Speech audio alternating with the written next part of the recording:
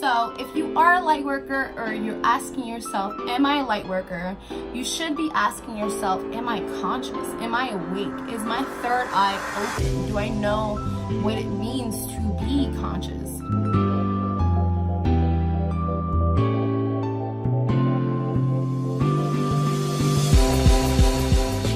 What's up, Lightworkers? What's up, Supernovas? It's your girl, Supernova Jazz, and welcome back to this segment of what does it mean to be a lightworker? And what does it mean to be a lightworker in 2019? If you follow me on Instagram, if you've been following my journey for some time, I throw the term out lightworker, and it's just another adjective I would like to say as a conscious being, as someone who is an infinite being, as someone who is a spiritual guru, or maybe on the steps of being a spiritual guru. But I like to use the term lightworker because that is truly what it is. You are working light. You are holding light, and you're working it in your own specific way. So the first thing and what it means to be a light worker is to be conscious, is to be awake, is to be woke, is to have that third eye open. And essentially having your third eye open and being conscious and awake is seeing things for what they truly are, is to look on the outskirts of what things are without your emotions, and to be able to observe what is happening and how things are happening, and asking questions like, why is college important? Why do we feel like we need to drink dairy? Why do we feel like we need to act this certain way in the dynamic of a relationship? So when you're asking these why, you're really building up your consciousness. You're building up your awareness. And usually when you ask these questions, the answers are always given. The answers will always come to you in the form of a person speaking to you. The universe will always display it. And it kind of gives me chills because when I ask something to myself, the answer is given in a way that I just can't explain. It resonates with me, and I know that answer is specific to me. You are conscious, you have that third eye open, and if the third eye is not wide open, it sure as hell is blinking. Second, why it is lightworkers do what they do is to look at light and positivity as the truth. So it's that duality, as light does not exist without darkness. You do not switch on this light bulb right now without a dark room to begin with. So to see light is for what it is, and that goes hand with consciousness. Because, or maybe we need to see light in a situation to, maybe it is a dark situation, but at least we are aware and we can gear the meaning to being light. Like, for instance, when I was a younger girl, I was bullied. I don't want to say I was bullied a lot, because I really never let it get to me. But I was definitely picked on for a reason. And as a young girl, I always felt that sensation of, this person is calling me this person is trying to inflict pain on me because there is something going on with them. And I would always go back to why are they being the way they are? Maybe they are being the way they are because things at home are not so great. Okay, well, why aren't things at home not so great? Because maybe their parents or their guardians have also felt that same sense of pain and inflicted it on them, and now it's coming to my table and it's coming to me. You see? So I saw that as the truth. And once I saw that the darkness was there, I was able to switch that light bulb on, because it made sense to me. It has nothing to do with me. It has everything to do with them. And then it also has nothing to do with them on why the pain is being inflicted on them. And then it goes on, and there goes that ancestral curse if you will, to where people have been raised to think that this is the way it is because this is how my parents have taught me to be this way. And that's not the truth. So spreading that light and spreading that truth is being, no, this is the effect on the behavior, neglect, abuse, if you will, but I'm not gonna let myself project it onto others. I'm gonna be that monkey wrench thrown into the whole system of corruptness and pain and evil and darkness. So seeing that light, I would not see that light if I didn't first focus on the darkness. And the darkness essentially was the truth. All right. Third reason why you may be a light worker is you're authentically outspoken. You're authentically outspoken. You are yourself. You feel like you want to spread what you feel, because being a light worker is built not off of what you see, off of what you feel. So if you can take that feeling and that energy and speak it out, and to give maybe that gift of perspective, that is a light worker. Because you are giving a gift of perspective. You are putting it out on the table for someone to go ahead and define what you put out for themselves, and for them to take it and run with it. Because when we're all speaking what we're speaking as a light worker, it is the same message. It is. But the delivery is different. So being authentically outspoken is the delivery that is catered to you and how you were built. So I am most definitely that. Now, being outspoken, you can say what you want to say, but the repercussions always come back. The consequences always come back. I mean, there's people like Charlemagne, and I've heard him say this, is everyone has the right to say what they have to say, positive or negative, but if it's negative, be ready for that energy to bounce back to you. So, and that goes back to consciousness. Be ready. Whatever you're speaking out, be ready for it to bounce back to you. If you're working light, you're gonna get light back. If you're working darkness, you're gonna get darkness back. And that goes back with XXX Tentacion. I mean, I love his music, but his lifestyle was essentially negative, and it was dark, and it came back to him. A lot of rappers speaking it out, being authentically outspoken, have received the repercussions of working that light or working that darkness. If you're a light worker, you want to make a change, and it always starts with your voice. So yeah, you want to speak it out, and you want to help people with your words and your vibes. Another reason why you might be a light worker, or maybe a tip if you didn't think in this aspect, is that you understand energy. And this goes back to what I was just saying. You understand that energy is never created nor destroyed. It is always transferred. So that ancestral curse of physical abuse, emotional neglect, emotional abuse, is everyone perfect? No, but it takes me to see that that is the energy that has been transferred to me. Am I gonna accept the energy is the question. And sometimes it is necessary to accept that energy to define who you are.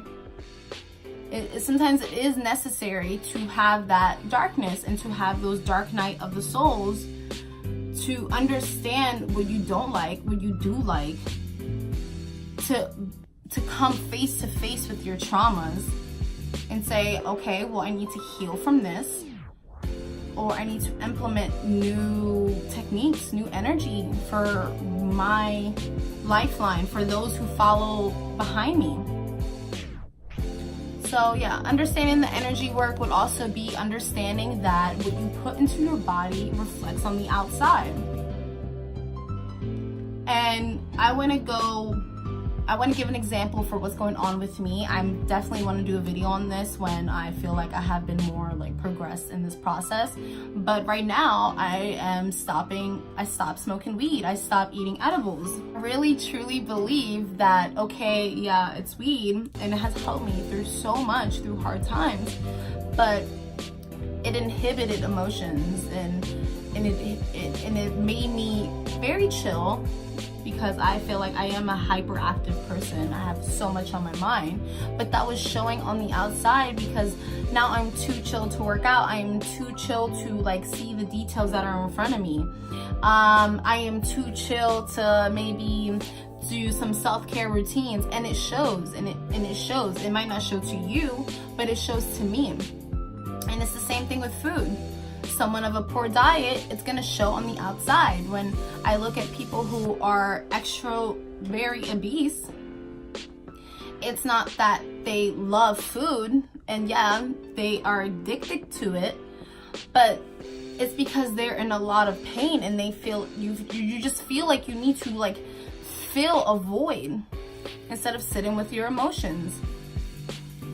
And emotions is energy in motion, and when you try to inhibit it with weed and cannabis and just like toxic food, you're not allowing that emotion to be in motion. And now it's defining you. It's defining you on the physical aspect. It's defining you now mentally, because for so long I remember telling people I would never stop smoking.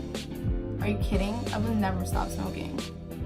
And maybe I will like smoke in the future, but as of right now, I don't feel called to it. I don't feel like it's serving me. But I was defining myself as that specific person, instead of saying, you know, I like smoking, I love cannabis, I love eating edibles, but I'm never gonna say never. And subconsciously, I was judging myself, my future self, that I didn't even know that I was gonna stop, for saying I need this. I would never stop. Like, I need it. And when you understand energy too, you need to know that you need nothing. You need yourself. You are everything. You are love. You can feel love. You are sadness. You sure as hell, we all learn to feel sadness. You are abundant.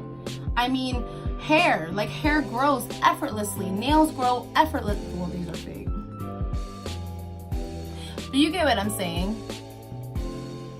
New skin, new cells, they grow effortlessly. So why can't I with my emotions? Why can't I just let my emotions grow and flow effortlessly? And essentially, it's my fault. It's my fault for inhibiting it, for putting myself in the box. So understanding energy is understanding that energy is like water. It is all forms. It is not subsided to a box. It can be solid, it can be gas, it can be liquid, but it also has no volume. It flows, and that's what we are. We are water. We are made of water.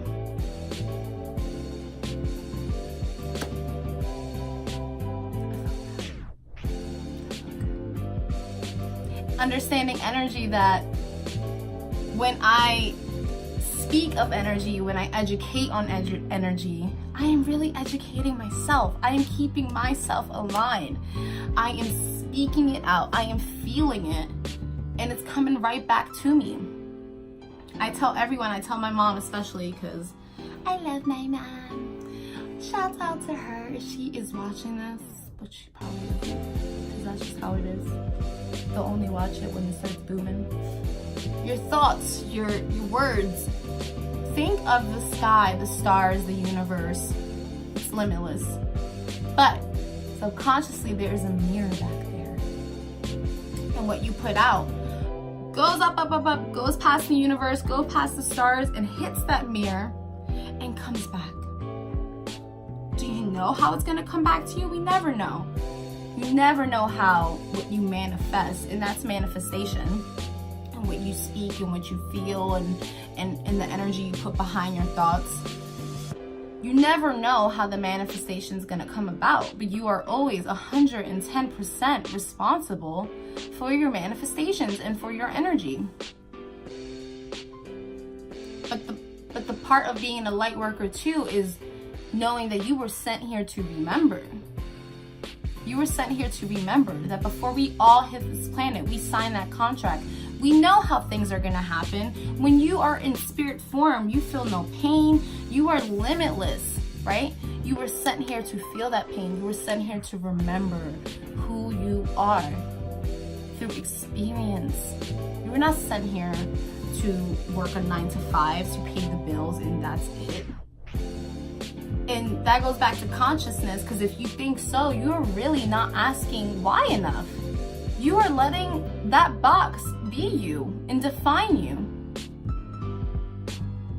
But being a light worker in 2019 is also putting that shield around you, because we are so exposed to so much information, and it's a beautiful time and age to be alive because we have information at our fingertips.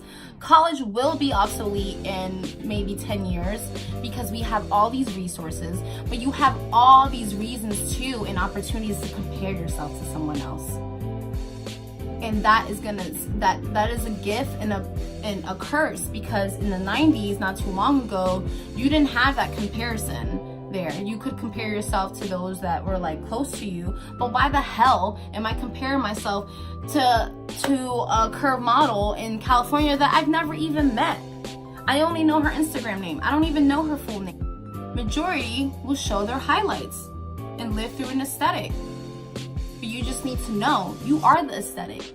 Your personality, your trials, your tribulations, that is a fucking aesthetic, and that is beautiful, because that forms you into the light worker you're gonna be tomorrow and the year after and the year after. And I was even timid about coming here speaking about it because I'm like, well, I don't know enough. I don't know enough to speak to people and to inspire people. But that's not true. I know what I know. And I know that there's people out there that maybe come across this video and not know anything at all. But it's okay, because I opened this platform to open myself to like-minded individuals. And when you're a light worker in 2019, you should definitely only surround yourself around like-minded individuals, because energy is never created nor destroyed. It is only transferred. Alright guys, well, that is my spiel on what it means to be a light worker in 2019. Thank you, light workers. This was a short video, but I really just wanted to be very basic. And if you're listening to this on the podcast, because I most likely will put this on my podcast, Shift to Culture, go ahead and follow the podcast for convenience sake. And if you feel like I missed anything, if you feel like maybe I should have talked more about a certain aspect of being a light worker, especially now in 2019, please leave a comment, please like the video, please share it, because you don't have to do what I'm doing, but if you could just share the video to someone else, that is your way of working light and being authentically outspoken to you. You're just using my words. You're just using me as a vessel, because that's what light workers are. We are just vessels spreading the message that you are an infinite being. And I just want to remind you to stay present, stay grateful, and just have a kick-ass day. I love you all, seriously.